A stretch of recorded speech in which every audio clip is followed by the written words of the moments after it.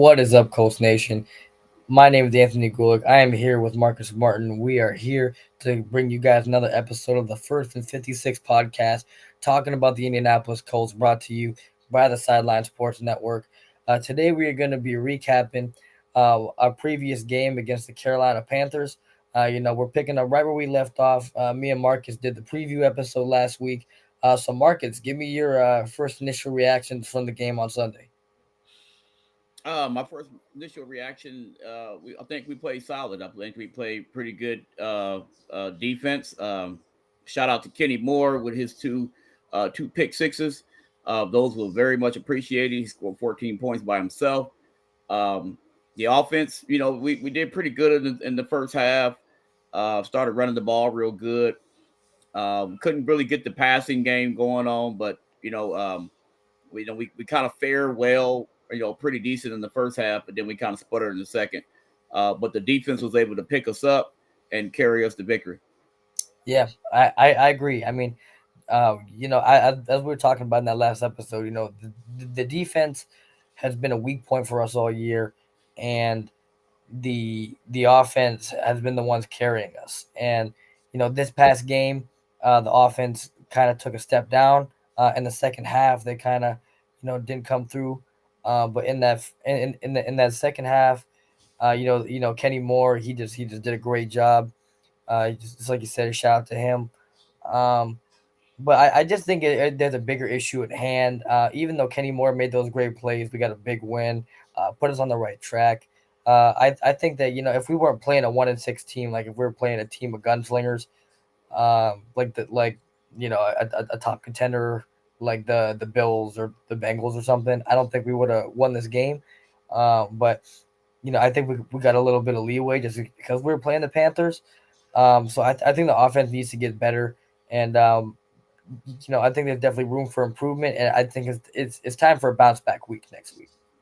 Oh yeah, for sure. I mean, first, this is the first game I think in all year that the offense actually kind of struggled. So, um, they were probably bound. They were probably due for one. I mean, you look at the Carolina Panthers secondary; they were sixth in the league against the pass. Um, so it was bound to happen. But I'm just glad that our defense actually stepped up and played a solid game. Um, I don't know if I think the game might be fairly close if we don't get those two pick sixes. Yeah, I agree with you. Um, and after watching the film and stuff like that, I think that the run game it's just got to get going, man. I mean, for the offense to flourish, the run game it just has to be there. I mean, I'm just rethinking about games early in the year. I mean, if Zach Moss kind of doesn't run wild against Baltimore and Tennessee, I don't really think it really opens up the pass game much for Minshew, because Minshew, he's kind of predictable in a sense. Um, but once that run game got going in those few games, all year, it's just a lot easier for the offense. And I mean, in games like this, where in the second half you get stopped, especially on the ground. I mean, it's just like we seen it. Um, Gardner, they're really stacking the box against Gardner, and they're kind of making making them beat the other team, which isn't really ideal. Um, I think he only threw for, I want to say, like 120 yards passing this game, which it's decent. It's not great, but I would hate to see him drop back 50 times. I don't think he threw an interception in this game, which is a start to not turning the ball over. But I just think the run game, especially in Germany with this next game, you know, all chips on the table. This is like a season defining game in my opinion. I think the run game it's just a big part of our year, and it has to get going in order for the offense to succeed. I think the run game will pick back up once we get Braden back. Will Fries, it's just a band aid. Once again, he had the lowest grade on the offensive line this week. Um, Actually, Quentin Nelson was right there with him too. I think he had like a 34%.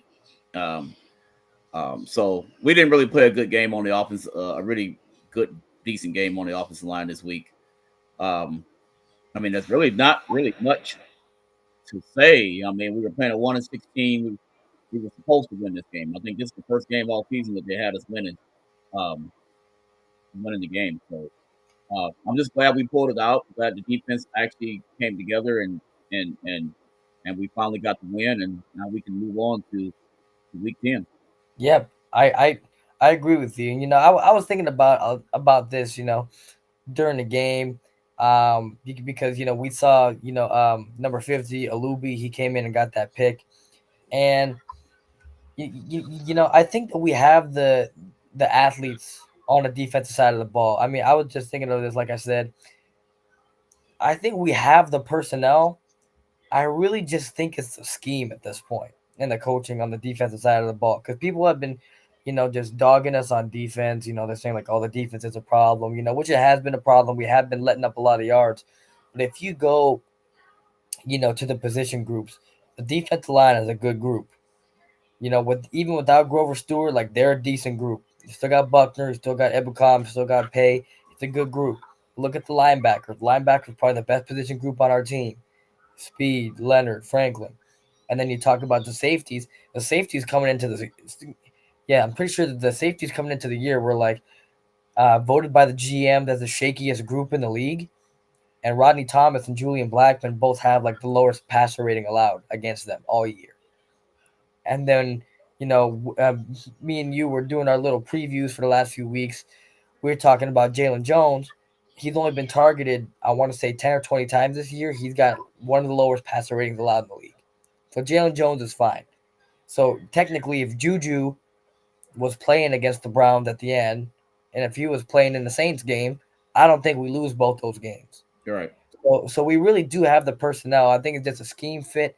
I think that just like we said last week, teams know that we run the most cover two in the league. I mean, it's Gus Bradley. He's never gonna change. It just is what it is. But I think the athletes are there. As Leonard, I mean, he's starting to get back into the groove of it. But like guys are coming in, just like I said, like Alubi, but he came in for Franklin not playing. I mean, it looked like we didn't miss a beat, and he even got an interception. And Leonard is coming back to form. So I just think it's a coaching issue at this point.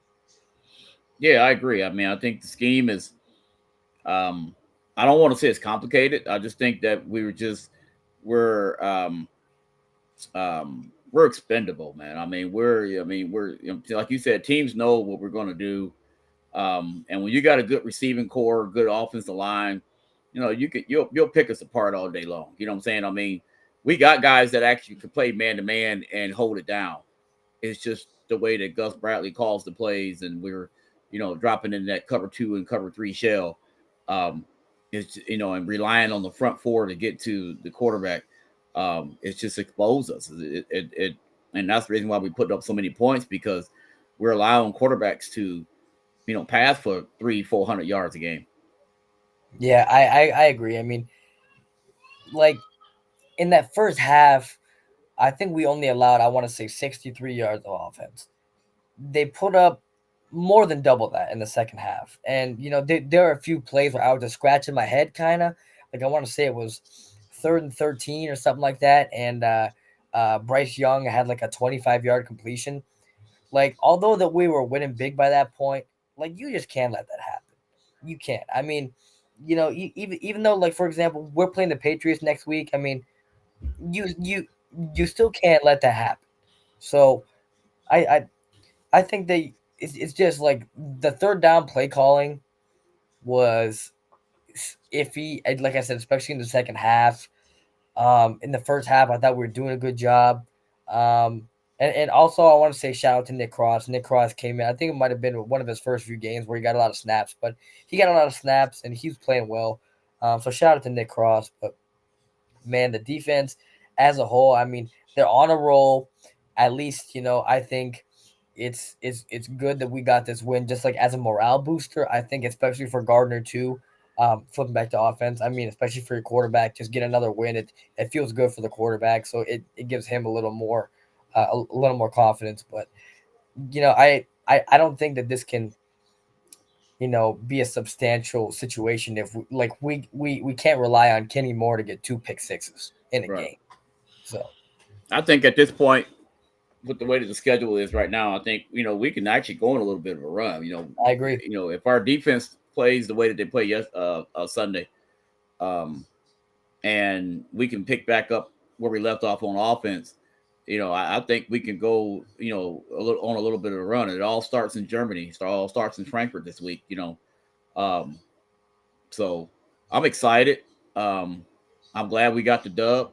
Um, but I do think that there's some areas that we got to clean up. There's some things that we definitely got to clean up. But the schedule favors us right now, and we can actually go on a little bit of a run if we can pull it all together. Yeah, I agree. We're just gonna flip it to that real quick. We're gonna talk about the schedule real quick. Just like you said, it's pretty favorable for us. I mean, granted, a lot of the teams that we play, they're really off and on. There's not really too many contenders left that we play. I would say the only contender that we play left would be Cincinnati. So that would probably be the only like I would say circled loss. Like we're probably not gonna beat them. Um, but looking at the rest of the schedule, I mean, man, like you got you got some favorable games. I mean, we play still the rest of the NFC South. You got Tampa Bay and you got Atlanta, and then we play the rest of the AFC South. We still got Houston and Tennessee, and then you also play Pittsburgh. I was seeing a lot of stuff on Twitter. Fans were arguing like, if like last week this game for the Colts was a season defining game. So if you lose the game, you're realistically sitting at 3-6. You're kind of in tank mode. But if you win the game, not all hope is lost yet. Mhm. So just like you said, if we get a kickstart in Germany, I think we got a good shot. Um, like we've been saying, if you go 500 over the next 5 games or 6 games, if you win the next three, I mean, you're sitting at what is it? Something right now 4-5. So I mean, so you would be 7-8, and really you have a chance to just win out and make the playoffs. I mean, Mhm. I don't think that's a bad gig. I mean, that's the only option I think at this point. I mean, Shane is really he's been coaching well. He really has been. But I think that this honestly was the perfect type of game for Shane to coach and to, get us back on track because we've seen other teams around the league, for example, like the Steelers. The Steelers are getting outgained by yards every game, but they've still won 5 games just because they've just found a way. This is the first game all year, I think, that we've gotten outgained in offensive yards, but we still won. The rest of the rest of the year, you know, we've been outgaining opponents. Like we put up almost 500 yards of offense against the Browns, but we lost. I would much rather outgain opponents and win versus score 10 points and lose. So I think that this was a perfect game. Honestly, like I said, tough win. We needed it, um, and I think we have a chance to go on a run. Oh yeah, absolutely. And I hope that we can continue the success that we just had, this past game. Um, Shout out to everybody on the defense that stepped up, this week, especially Buckner. Um, he was a stout beast in the middle.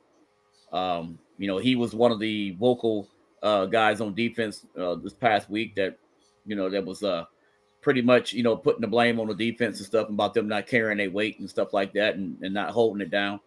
And he set the tone, from the first snap all the way to the last. So shout out to Buckner. Um, Shout out to everybody on defense on the back end, Julian Jones, um, um, Kenny Moore. Everybody stepped up and did their part, and that's what we need. We need that consistently week in and week out. And I think if we get that and we score enough points on offense, I think we'll be fine. Yep, I agree. I agree with you, and I think one last point I want to make on the season. I think that the one factor that most people aren't really talking about is the kicking game. Matt Gay made a 57-yard field goal in this game, so shout out to Matt Gay. But in years past, you didn't really have as much faith in your kicker. So, for example, with Gardner, it's a little better because even if he can't get you past the 40, Matt Gay can save you. But 50, um, even I want to say like long 40-yard field goals. I don't think they had as much confidence in Rodrigo and in Chase McLaughlin in years past. So, I think that Matt Gay, at least at this point, is guaranteed points, and he just gives us a little extra oomph to our offense. Everybody kind of shitted on the signing. I mean, granted, I did too. I'm gonna own up to that. I'm thinking, why are you giving that much money to a kicker? But he's really, really, giving just giving us a sense of security, which I think that's big to note because it's just like the Ravens and Justin Tucker. Even if they don't get inside the 20, you can still score. Matt Gay is absolutely clutch, man. That was good from 65. Right Yeah. down the middle, um, and still had maybe another 10 yards. After that. So uh, definitely clutch. I was all for the signing because I knew what kind of kicker he was. Um, but the guy is clutch. Glad he's on our team. Um, yeah, you can't say enough about Matt Gay, man. He stepped in and he showed out every single time he's got on the field. So shout out to Matt Gay. Yep. So, Colts Nation, this is going to wrap up our quick little recap episode of this episode of First and 56 podcast. Make sure to just read the bottom here. Check out Sideline Sports on YouTube and on Twitter. We got lots of fun stuff coming from all our content creators. Also, make sure to give all of us a follow. Rondo, myself, and Marcus. And with all of that, we're going to be coming to you soon with a special guest that we have for our preview episode for our Sunday game in Germany. So, with all of that, Colts Nation, thank you for listening and peace.